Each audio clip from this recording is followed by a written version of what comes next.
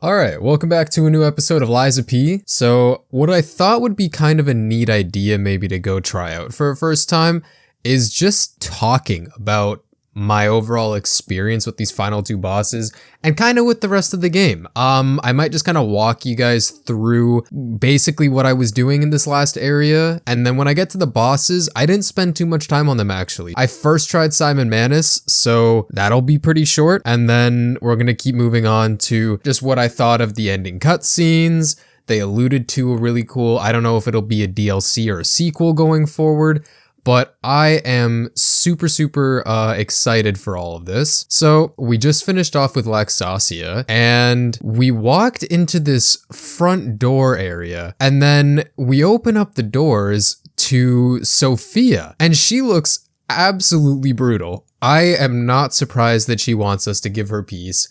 That kind of an existence seems tragic and miserable. And I don't know if there are parallels to the original Pinocchio game. I don't understand if there are, but oh my god, I felt terrible this entire time. So we gave that girl some peace. We got a nice little hair change here. At first I thought that we adopted some of her hair color, but I don't know if it's that or if we just went gray. I'm a little colorblind, so you might need to correct me going forward, but we got her record from that. And then we just continued on up the tower here, going to what I want to say is kind of just farm central. There were a lot of upgrade materials here. The enemies that you find here with the swords, I'm not sure what I'd call them. On my first run through, I kind of found they were annoying, and then I did another playthrough of it, and they weren't as annoying. You just kind of need to slap them and then parry them a couple times, and you kind of break their weapon, which I didn't realize the first time. I probably should have done that. So after running through this tower, I've also seen people say that it's very annoying to run through. I thought it was cool on my first playthrough, but I can absolutely see how people find it pretty annoying to run through. You're just kind of asking to get pushed off ledges here if you don't play it right, or falling off if you try to run through enemies. They definitely took into account that people might try to run through this because they just brutalized you on the way up. I eventually came across the Red Fox, who I did have to fight because I kind of killed her brother, who isn't really her brother, we find out when reading her item descriptions. They were close enough that they became, they still treated each other like it. I honestly thought that it was her real brother this whole time, so that's kind of a cool lore tidbit to find out. She wasn't super hard, but I don't think I was prepared for how aggressive she was being, and I didn't get the shortcut beforehand, so I was just afraid that I was going to have quite the fucking long run back. After we beat her, we walked into Geppetto's cell, and for some reason he has the key to continue forward. I don't know why the prisoner has the key to keep moving forward, but he asks us if we think he is a good father and a trustworthy father to us, which fuck no is the correct answer. But we answered yes anyway, just to lie to his dumbass. So after we talk to Geppetto there, we can take the Upper Abbey passage, and then we go all the way to Simon Manus. Now, I love this upper area that you walk into immediately. I like that he's got his final confessions on a table with, I want to say it's the Lady in Red from the Puppet King chapter there, but I have no way to be 100% about that. But he's got a nice little lore tidbit here, kind of confessing some of his backstory and everything. And then I walked up here and was greeted with just the most grotesque looking human being. I don't even know if he's human anymore to call him that. What the fuck did this man turn himself into? I'm sorry, but I would rather look normal than have godlike powers according to him and look like the goddamn Hunchback of Notre Dame took fucking steroids. Jesus. He gives us his little spiel about how amazing Ergo is and how he's the pinnacle of humanity. And then the fight begins. Now, I don't really remember if I parried any of this or if I dodged most of it, to be honest, but it did not go as poorly as I thought. I feel like I just stood away from him a lot, I think I was just in the groove of it after beating Lexasia. This man, after I beat her, I was like, he's got fucking nothing on me. This man's gonna, he's not gonna beat my ass harder than she already did. I will say, one thing off this boss immediately is he's just so fucking massive. Like, that's a thing I think with some of the bosses here, is they're so big that you can kind of see what they're doing, but you can't really. Like, when he puts that hammer above his shoulder there and you get nice and close, you can't tell where he's gonna swing, like if it's overhand or to the side. So you're kind of left predicting a lot. Now, that wasn't too big of an issue the first time I fought him. The second time I fought him, I actually did die once or twice, I think. And then it was mostly to the second phase. The second phase, I was actually just getting hit by everything and I had no idea what was happening. This time when I fought him, because I was just running around like an absolute idiot, yeah, I had no idea what to expect going back into the second phase. But yeah, after we beat his first phase here, we end up in the second phase where there's kind of like a really cool reference to the creation painting, it feels like, with this cutscene, which I don't like this cutscene more than the Lexasia phase 2, but it's a very, very cool phase transition. It kind of looks a little bit like the creation painting and a little bit like the domain expansion that Mahito uses in Jujutsu Kaisen. Like, I think those are my two immediate reactions when I saw all of this. And then you kind of, I think my first impressions of his phase 2 here were they reminded me a lot of like Consort Radahn from Elden Ring, where there was just a fucking light show happening for most of this fight, and I had absolutely no idea what was happening for like probably 90% of it. I remember at one point, like the explosions were happening where the hand comes and touches down on the platform that you're fighting, and I was getting blown up and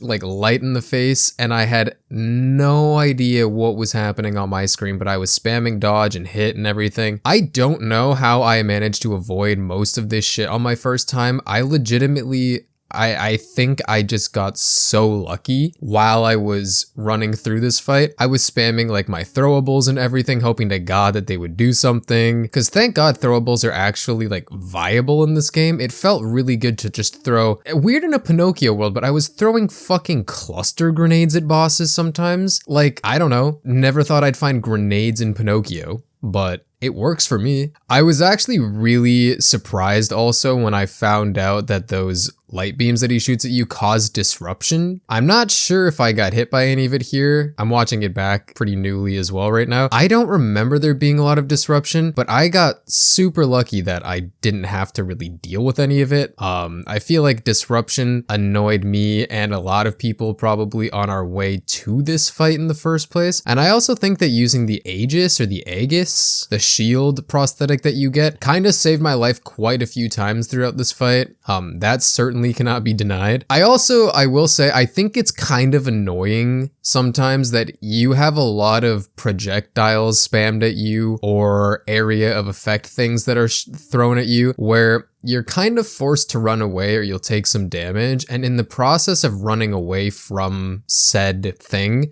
Simon will just start 360 slamming his fucking hammer at you. I think that's kind of annoying. Like, you can get hit by the things that he's throwing at you, but then while you're throwing or while you're running away, depending on the direction you pick, he'll just swing his hammer into you and you kind of get hit regardless.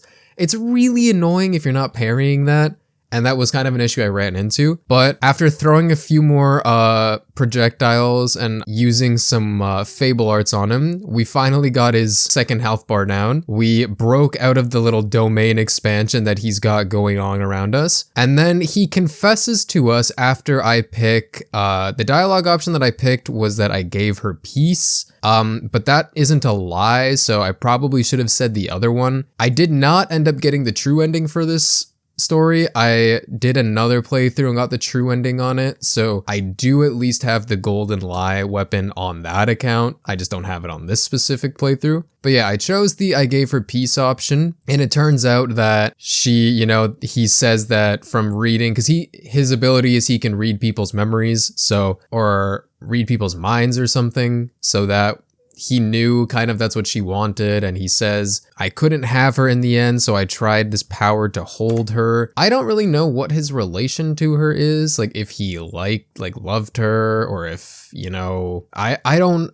really know, but we beat his ass. And then riding the high that I was on, I decided to take that elevator straight down and got met with something that was very, very predictable, yet I didn't expect it to come here. We take the main elevator down and we find Geppetto with a suitcase standing in the middle of this big arena just waiting for us. And this motherfucker has the audacity to ask me to give up my heart after doing all of this bullshit for him, which just sounds evil. So refuse. Absolutely, we pressed that. And then we get some insults thrown our way. After backing off a little bit here, he just whips out this absolute strange monstrosity of a fucking puppet over here with no face, this like dismantled inner workings of the organs. He looks so alien-like, but also very cool. Like, I can't deny, he looks pretty fucking cool. This fight, by the way, it took me a few tries, but it was so much fun to actually learn the parries for. And we have this whole ass anime fucking moment where we come right on through and slice his fucking dome off. I mean, I thought that he was dead there for a sec, I'm not gonna lie, and then it spawned me into a phase 2, and I kinda got freaked out a little bit. This fight was easily my second favorite fight of the entire game behind Lexasia, and that phase 2 switch up, he goes from having like these really basic ass swings left and right to just switching up that moveset where you can like take the blades apart, put them together into a spear, shoot out like fire it looks like or something at you. It was easily one of the coolest fights in the game for sure. Me, my son.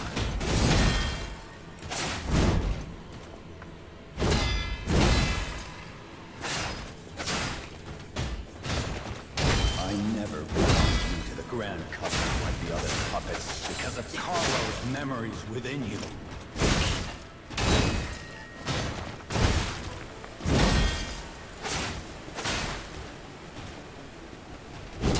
I knew you had gone astray.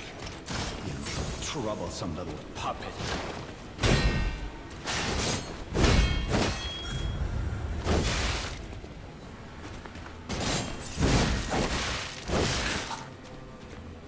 Freedom is not for you, for Carlo.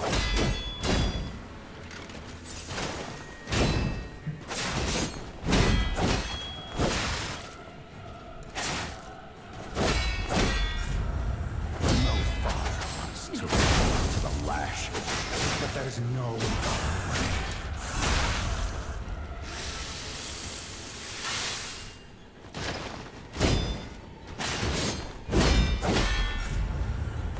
If you can't find those memories, I'll make you a real human myself.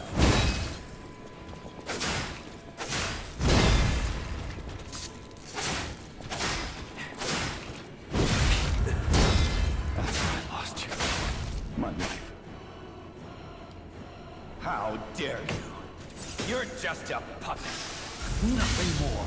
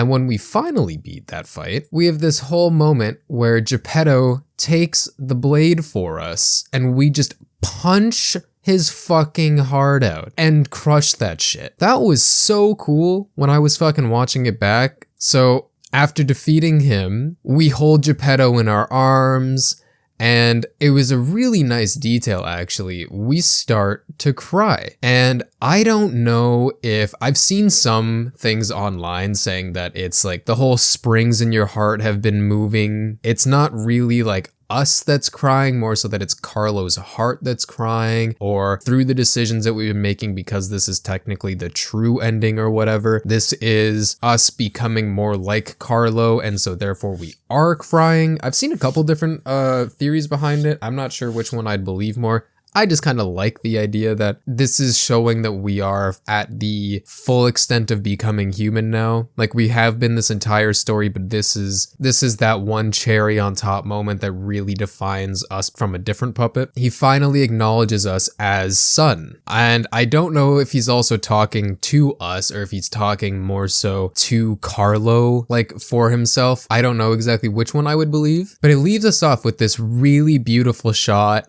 of the butterfly flying away.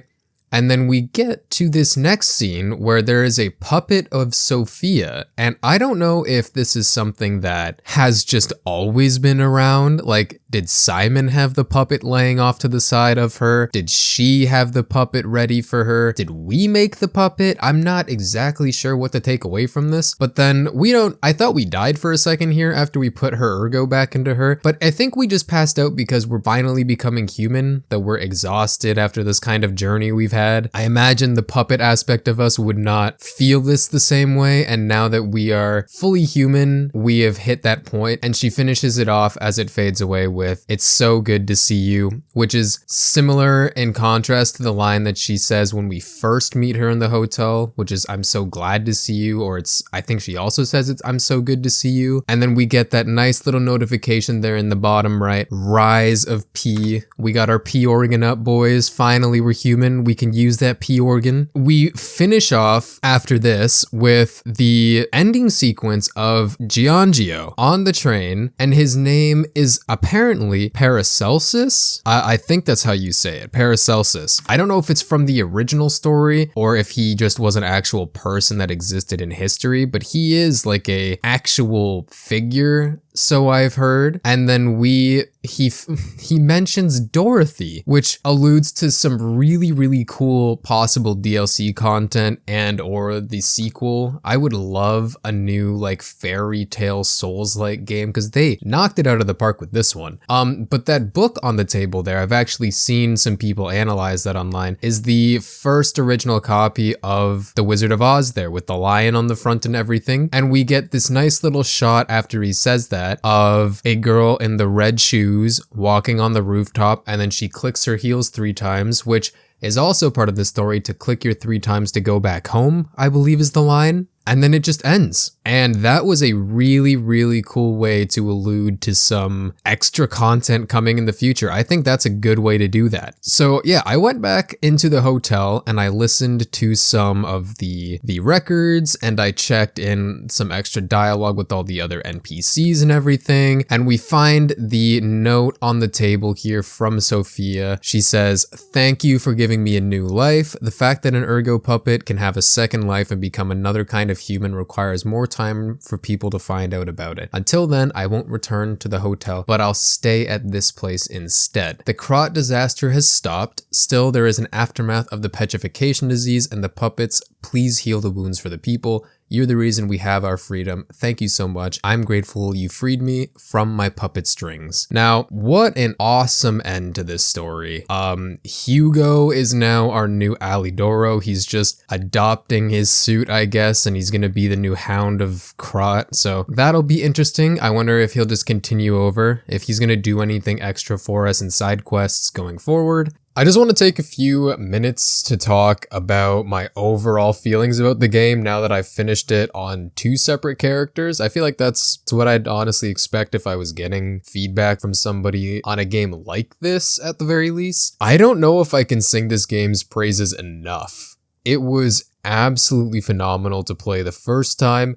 just as good, if not better, on the second playthrough because I had way more of a handle on things. I breezed through 95% of the game with the parries. It's such a satisfying game to be playing and get good at. I know for a fact that with all the weapon combos that you can do with this game, with all the experimental aspects of it, it warrants multiple more playthroughs. I think that the studio that did this game absolutely killed it. They deserve all the praises in the world, and I hope to God that they continue to pump out games like this in the sort of genre of Souls-likes that they're doing with kind of fairy tales and all that. I think it's such a cool avenue to be in. They've shown that they can obviously kill it. So they have my full respect. I've been reading a lot of the director's posts on the Steam forums, and the DLC and sequel are something that he's got in mind. So I'm super, super excited for all of that. If you haven't tried this game before,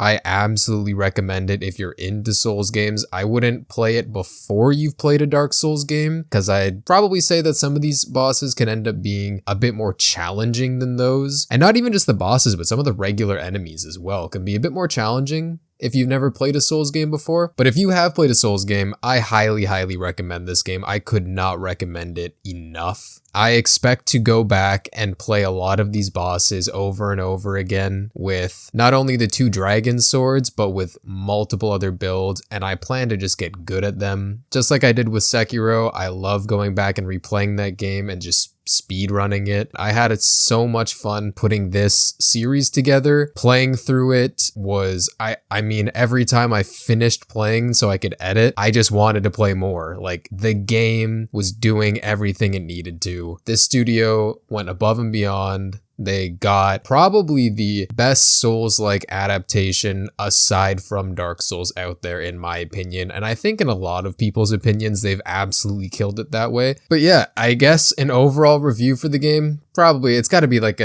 on the same level as Sekiro or like Elden Ring for me. It's like 9 or 10 out of 10 easily, even Wukong. Like, it's easily up there with those games. There's not as many hours of content, I wouldn't say. I think I finished this game in 25 or 26 hours, and I got way more out of some of the other games that I was playing, but that does not mean anything bad. It's just a smaller chunk of a game, and it does what it does very, very well. I am absolutely in love with this game. I'm sad it's taken me so long to get to it. And thank you guys, everybody who's watched these videos coming out. It means a lot. And I hope everybody has a great day.